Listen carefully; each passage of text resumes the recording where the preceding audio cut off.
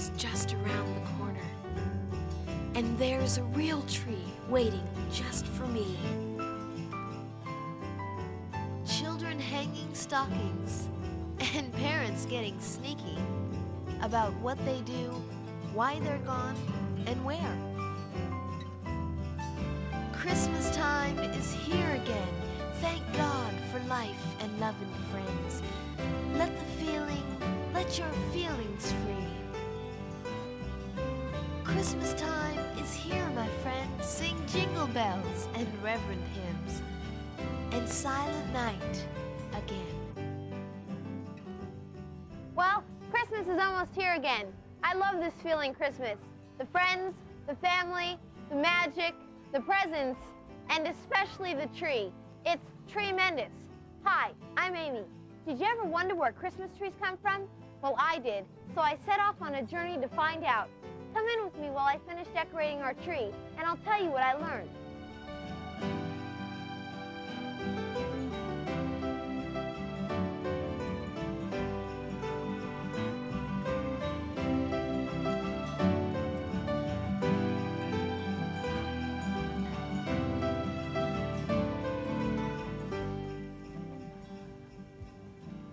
A long time ago in Germany, a man named Martin Luther brought a tree into his home and decorated it with candles to celebrate Christmas. That was the first Christmas tree, or so the legend goes. We don't use candles anymore because they are dangerous, so we use lights like these. So for a long time, people would just cut trees down in the forest and take them home to decorate for Christmas. But nowadays, things are different. There are tree farms that do nothing but grow Christmas trees, and that's good, because each year they plant many more trees so that we will always have Christmas trees. So to find out more about the Christmas tree business, I traveled all the way to Oregon and met a man and his family who grow over 1 million Christmas trees each year, Mr. Hal Schudel and his sons. Come on.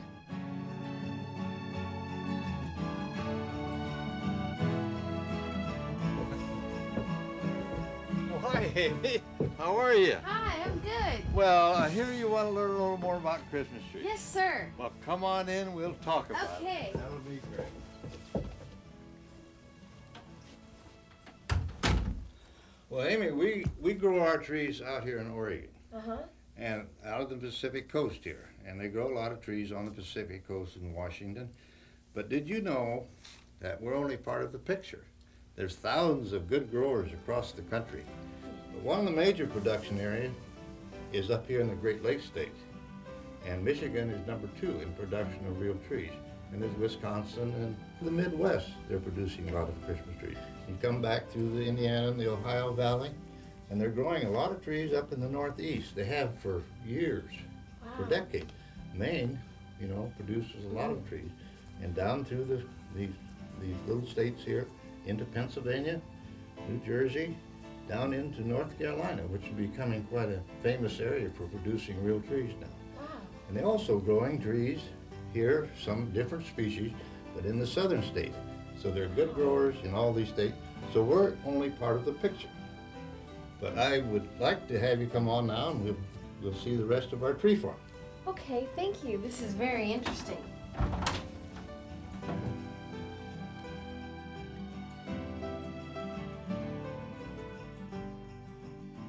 Mr. Schudel, can you tell me what steps you go through to produce Christmas trees? First of all, you got to start with a little seed somewhere. You think about these Christmas trees or any timber tree you see growing out here in the background, it starts from a little seed, doesn't it? Yes, it does. So we go out in our better forest where we got the superior seed sources and collect seed. Then we take these little seeds to our greenhouse and we germinate them and plant them. And from there they're growing for a year and then they're transplanted out in the field to make a little bigger seedling. From there then they go to the field. So 2 years from that little seed we plant them in the field, in rows, either with machine or by hand, on prepared ground. It's been fertilized and limed. As Mr. Schudel told me about the Christmas tree business, I began to realize how much work really does go into growing trees. Soon, we were in a field following a tractor which pulled a special trailer called a no-till planting machine. As the machine makes trenches, the workers ride on it and place the little trees in the holes. Then, packer wheels cover them securely because they must be planted firmly to grow well for the next 7 to 10 years. I pulled on one and was surprised to see how firm it was in the soil. You know we have to be concerned with the environment, and Christmas tree farmers are. They are like gardeners. They harvest trees every year, but they always plant more, just like a gardener plants more vegetables. There are lots of different types of Christmas trees with names like Scotch pine, noble fir, grand fir, and Douglas fir. The shootles grow more of the Douglas fir, which is a mighty strong tree, and they can grow as big as this tree, or they can grow to be as big or bigger than this one. After the seedling comes out of the greenhouse, it looks like this, so they're pretty small. They love the rain. It helps them grow just like water helps us grow. Slowly but surely, sunshine and rain and just passing time help the trees grow. In about 7 or 8 years, the trees are ready to be cut for Christmas. But the Christmas trees don't always look perfect like this one. Some of them look funny, like this one. So the tree farmers trim them or shear them with a big knife called a machete, so that they will have a nice shape, like this one. You see, just like a gardener, a Christmas tree farmer has to do many things to make sure that the trees are healthy and look good before they are harvested. When the tree is ready to be cut, they use a tool called a chainsaw because it's quick and effective. But they have to be very careful because chainsaws can be very dangerous tools.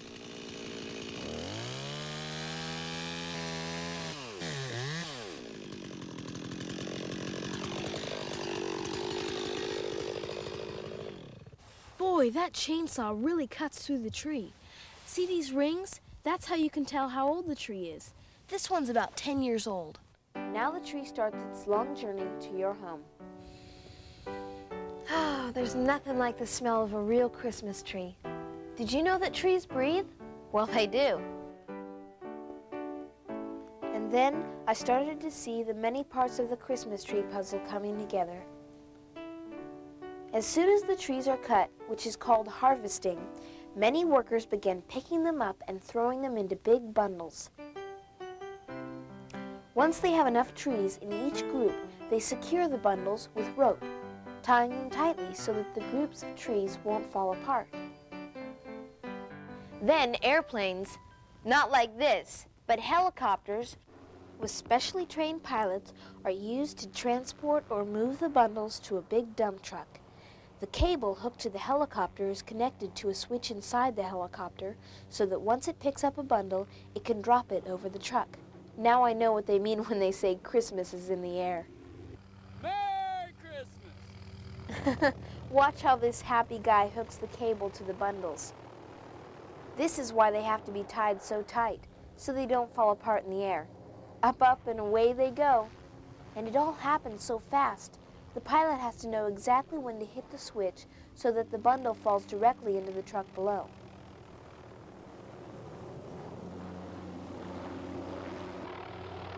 See, there you go. And you know what? I never saw him miss. Helicopters and ground crews here can move as many as 10,000 trees a day. From here, the dump truck drives back to another part of the farm and unloads its cargo. All of these people work very hard to make sure you have a nice Christmas tree. The next step is to put the tree through a machine called a baler so that it's wrapped tightly with twine. This is important so that the trees don't get broken or ruined in their long trip to your home, wherever it may be in the world.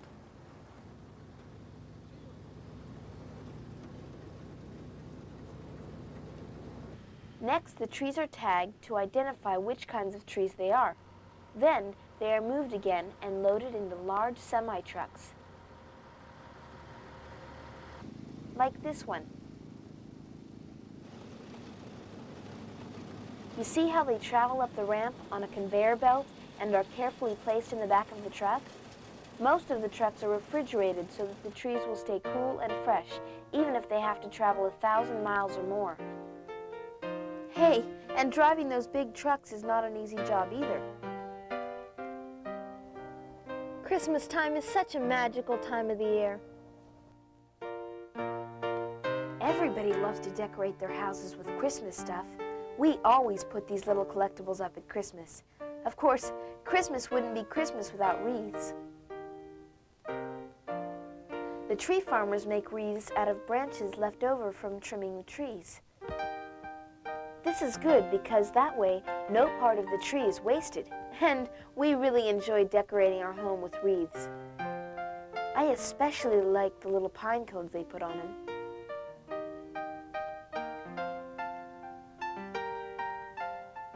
Then the wreaths are packed with care and a Christmas smile. When the boxes are packed, they are shipped by truck, just like the trees. Christmas isn't far off now, and the people that work at the Christmas tree lots prepare for all the people that will be coming down to pick out their trees. You know, I don't think anybody loves Christmas more than kids, right? And picking out the tree is one of the fun things a family can do together before Christmas. Many trees go to giant lots like this one in the city.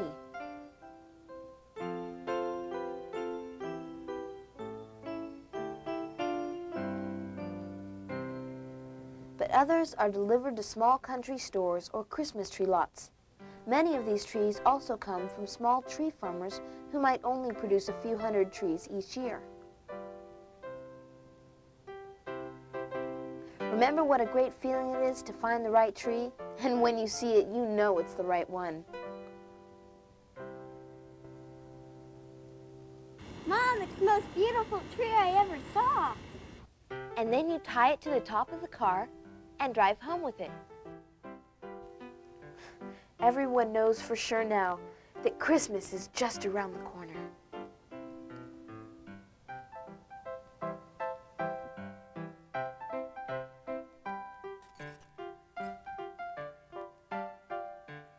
Wherever Christmas trees grow, there are choose and cut farmers. These tree farmers actually let people come to their property and pick a tree they like and cut it for Christmas. He told me that choose and cut farmers want people to feel the excitement of choosing a tree and the thrill a family feels before Christmas in their search for the perfect tree. Many choose and cut tree farmers have gift shops or wagon rides. He even told me about one that has a little train on it that kids can ride. No, no, this one right here. This is it. The choose and cut farmers of America are a tradition in the tree business, and people that buy their trees from a choose and cut farmer come back year after year. All across America, choose and cut farmers work hard so that when Christmas time comes around, families can share a real experience together.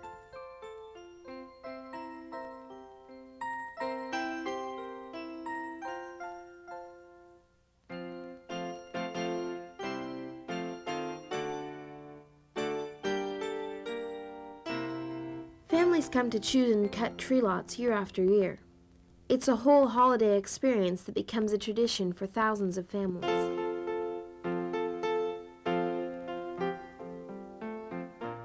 The one thing choose and cut farmers they have in common is that they all want to offer an experience for families to remember year after year.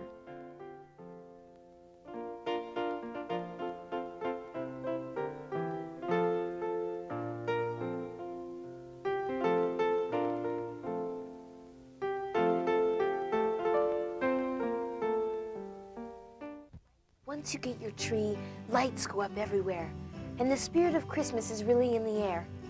Packages appear under the tree, and snowmen grow out of nowhere.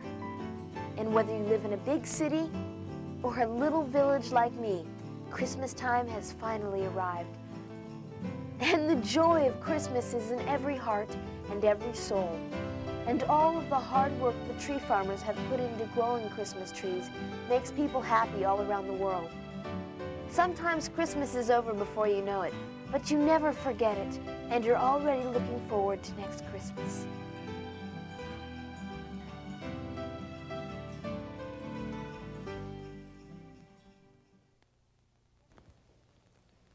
Everybody should be here soon, but there's something very important I have to tell you first.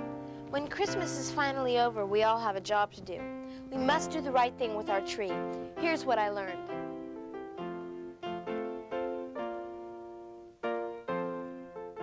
This is a recycling center, and when Christmas is over, you can bring a Christmas tree here to be recycled. Come on, let me show you.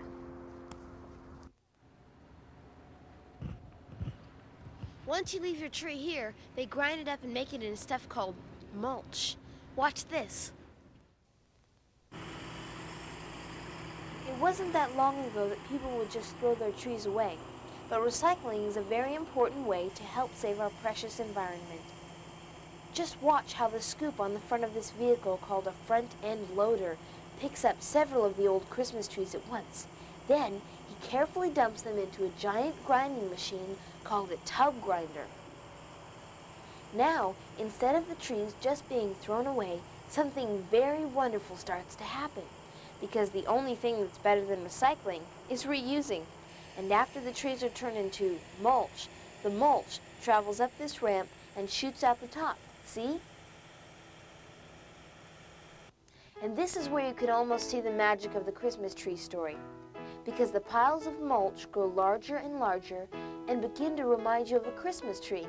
And so they should, because pretty soon you'll see how this recycling process and this mulch are a way of reusing the old tree to grow new ones.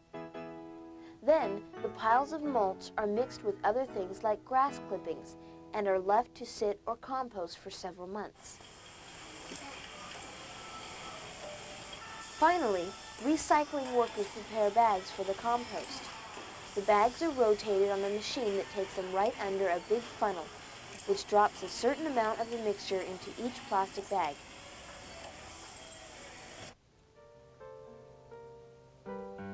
Whew, it takes a lot of hard work to make it all happen.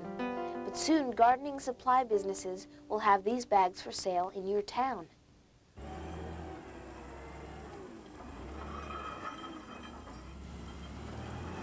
And that's how recycling Christmas trees works. And then they use this mulch to help new trees grow all over again. By the way, thanks for recycling your Christmas trees. Now, I knew one place the bags were going to go, and Mr. Rexius, the owner of the recycling plant, gave me one to take with me. So you see, the tree grew, it became a Christmas tree, and then it was recycled into mulch and compost. Then it goes to a greenhouse. Not to a little greenhouse like this, but to a big greenhouse like this one. And guess who's here? Hello again, Mr. Schudel. Hello, Amy. Nice to see you again. Good to see you, too. I went to see them recycle the trees, and they made it into mulch. And then they made the mulch into compost. So I guess what comes around goes around. That's exactly right. And here, we're in the greenhouse now, and this is where that process all starts. You see these little seeds? These are tree seeds. Wow. Would you guess they'd be that small when you think of a big tree? Those are little tiny seeds. They've been pre-germinated, and I'm going to show you how we plant them here in the greenhouse. Now, this is the start of that Christmas tree process. You see that little root on the end? Yes. You don't want to rake that off, but you place those in the soil very carefully, one by one, the root down. And you see what I'm doing? Yes. Would you like to do it? I'd love to try. You bet. And someday these will be big Christmas trees? Yes, we're starting them here. And you see, we just continue until this little block is, this will hold 200 little seedlings eventually. Now this is one that's been planted a whole week, but you don't see anything coming up yet. Yes. It's germinating, it's been kept moist and warm in the greenhouse here. But here, look at 2 weeks later. Wow. See the seed has Starting now to come grow. up, it's grown, and the little seed coat's still here. Then you look down here 3 weeks. What do you see? They're starting to grow a lot. They're starting to grow.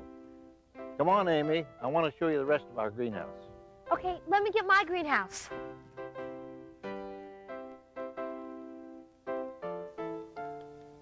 My journey was almost over now, and so I took one last walk around the tree farm with my old friend, Mr. Schudel. He's very proud of his trees, just like he's proud of his 3 sons, Steve, John, and Dave. I guess the trees are kind of like a part of the family, just like his sons. They have grown big and strong, and between them, they run most of the business now. Finally, he showed me how to plant little trees by hand, the old-fashioned way. You know, I really received an education when I set off to learn about Christmas trees. I'm very glad I did, because I discovered a business where thousands of people work hard to make millions of people happy. And if we do our jobs right in recycling Christmas trees, then we have all learned the most important lesson in the Christmas tree story. What comes around goes around.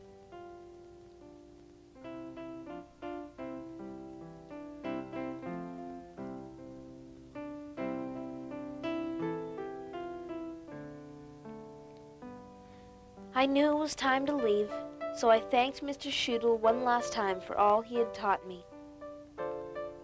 I knew I would see him again, but I just had to turn around and wave. And then I had to say, "Merry Christmas!"